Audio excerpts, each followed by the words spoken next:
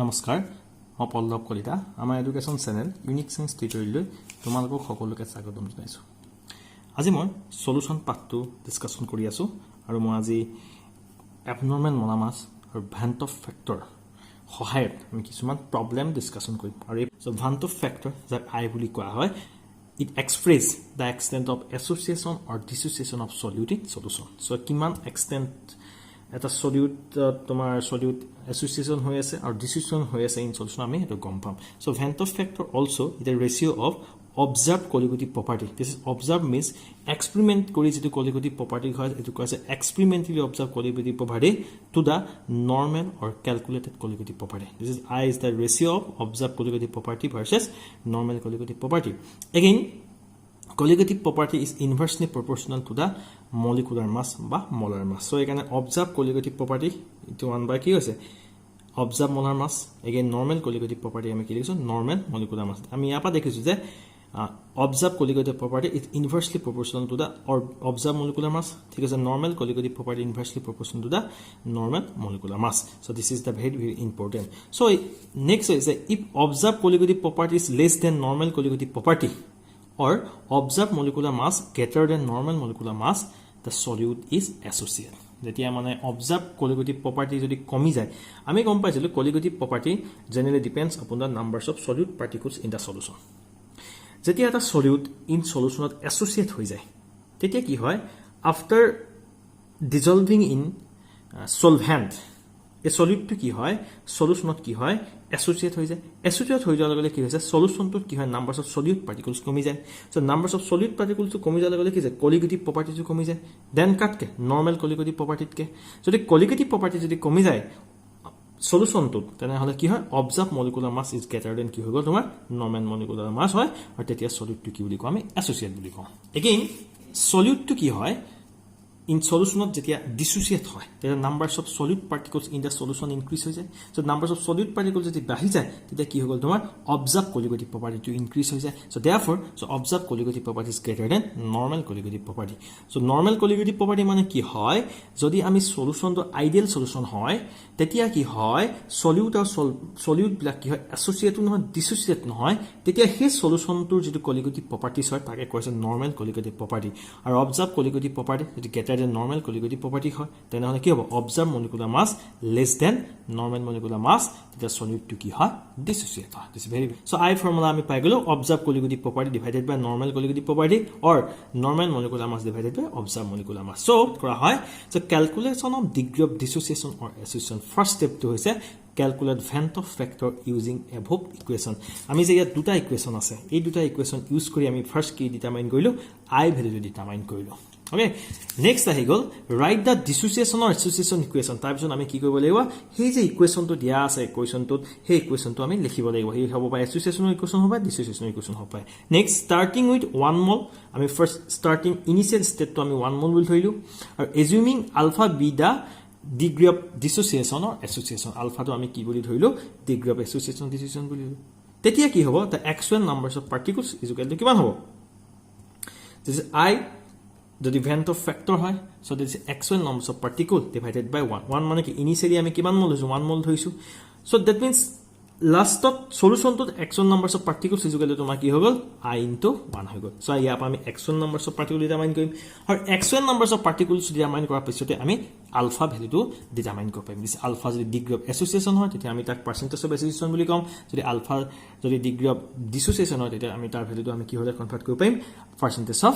dissociation so আমি এটোৰ সহায়ত এই গুটেখিনি কথাৰ সহায়ত আমি এটা প্ৰবলেম কৰো তেতিয়া তোমালোকে বুজি পাবা so problem to সোৱা 2 grams of benzoic acid dissolved in 25 grams of benzene so কি আছে 2 grams of benzoic acid that means কি this is the benzoic acids dissolved in কৈছে 25 grams of benzene so benzoic acid benzene dissolved হৈ আছে so say depression in freezing point equal to 1.62 kelvin so ইয়াতে যদি কোন this is the depression in freezing point this depression in freezing point is a colligative property so এতিয়া this colligative property is হ'ব experimentally observed colligative property because yet আমি experimentor সহায়ত আমি solution to আমি experimentor সহায়ত আমি কি colligative property determine কৰিছো so that is a experimentally observed colligative property again molar depression constant of benzene is 4.9 kelvin kg mole inverse this is a constant what is the percentage of association of acid if it from dimer in the solution. So the solution to dimer form হয় that the percentage of association of the acid to কিমান হৈছে, that is degree of association first উলিয়াব লাগিব.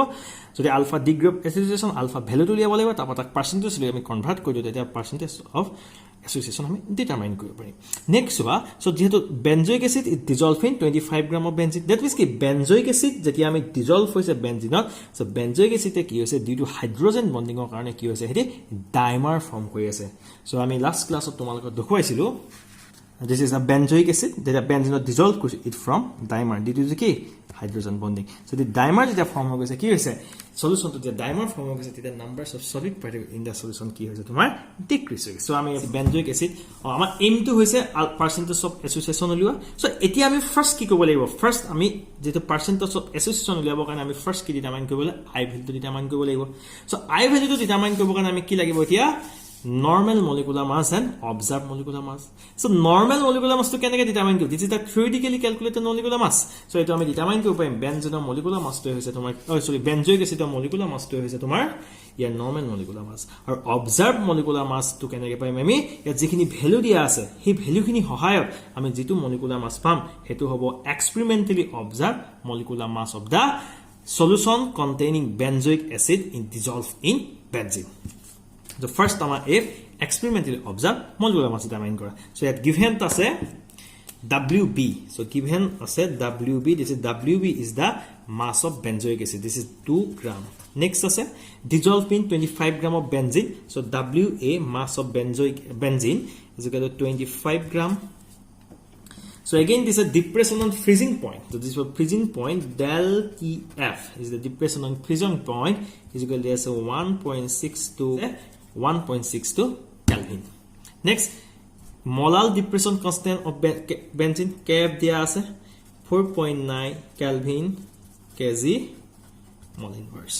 So what is the percentage of association of the acid? So first আমি কি কৰিব লাগিব, এই কিটা ভ্যালু দিয়া আছে, এই ভ্যালু কিটা হয় আমি কি ডিটারমাইন কৰিম, experimentally observe molecular mass determine কৰিম. So আমাৰ ফৰ্মুলাটো আমি আগত পাইছিলো. So experimentally observe molecular mass যদি চাও আমি MB is equal to, this is experimentally observed molecular mass, MB is equal to formula to কি আছিল, formula to আছিল 1000 into KF into W2 divided by del TF into W1. So আমি ইয়াত value খিনি বহাই দিলো. So this is 1000 into K suffix F molar depression constant, this is 4.9 into again W2 mass, so that is WB, this is WA, this is WB mass of the solute, this is 2 gram divided by del TF হৈছে তোমাৰ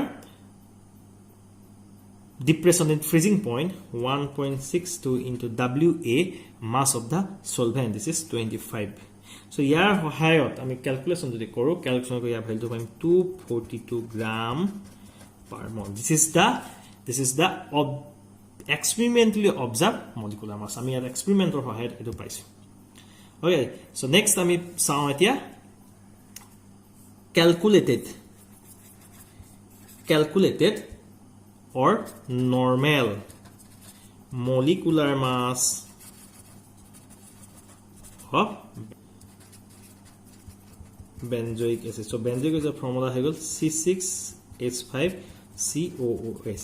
This is also the molecular mass of benzoic acid C6H5COOS. This is the experimentally observed molecular mass of benzoic acid কিমান 242, and this is আমি এটা calculate বা normal molecular mass of benzoic acid determine কৰিম. So ইয়াৰ যদি আমি value টো calculate কৰো, calculate কৰি আমি ভ্যালু টো পাম 122 gram per mole. So yeah, হয় আমি Van't factor determine কৰিব পাৰিম. Van't formula to আসলে normal molecular mass divided by abnormal molecular mass.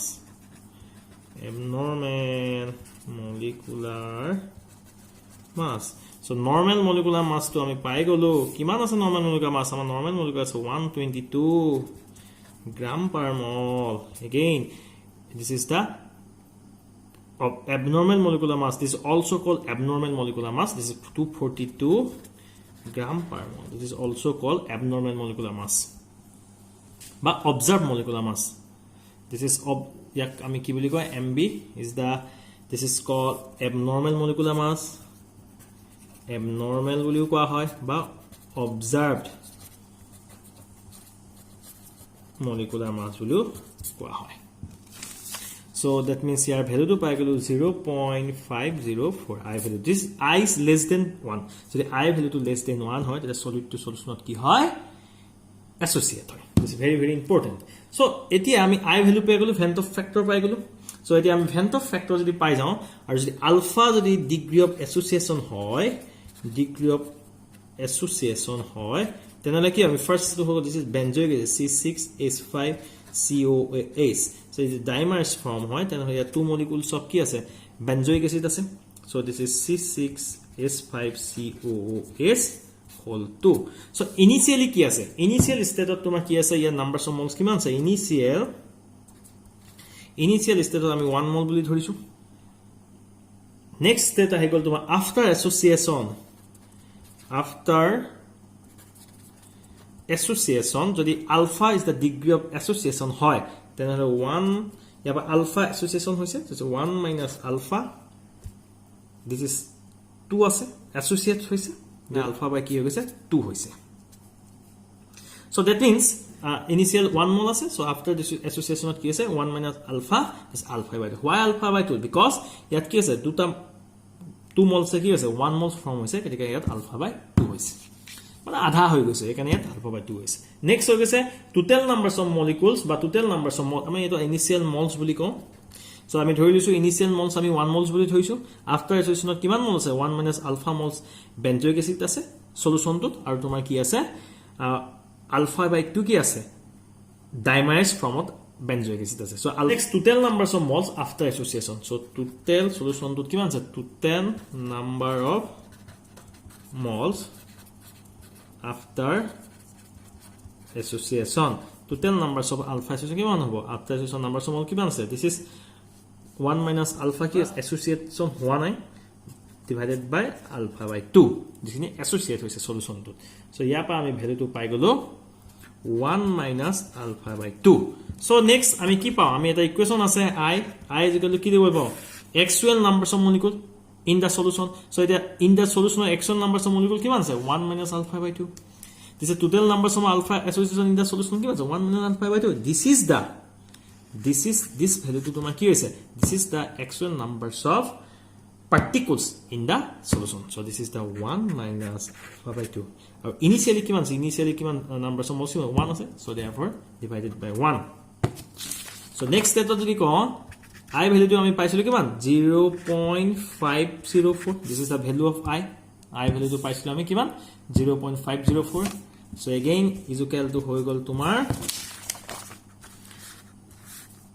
1 minus alpha by 2. So if I calculate koru alpha is equal to ami pai gelu 0.992 আৰু ইয়াত আমি percentage লৈ যেটা কনভাৰ্ট কৰি দিও পাৰ্সেন্টেজ অফ এসোসিয়েশন লৈ যদি আমি কনভাৰ্ট কৰি দিও পাৰ্সেন্টেজ এসোসিয়েশন হৈ গল তোমাৰ 99.2%. That means in benzene solventut যেতিয়া benzoic acid dissolve কৰা হয় the solution to 99.2% benzoic acid কি ফর্মত থাকিব dimers ফর্মত থাকিব. This is the percentage of association. Okay, so এটো আমি সকলোৱে বুজি পাইছো প্ৰবলেমটো তোমালোক যিমান পৰা ইজিকে বুজাব চেষ্টা কৰিছো. সো আমাৰ চেণ্টাৰটো চাই থকাৰ কাৰণে তোমালোক অশেষ ধন্যবাদ থাকিল. কিবা যদি বুজি পোৱা নাই আমাক কমেন্ট কৰিবা আমাৰ চেনেলটো সাবস্ক্ৰাইব এণ্ড শেয়াৰ কৰিবা. ধন্যবাদ.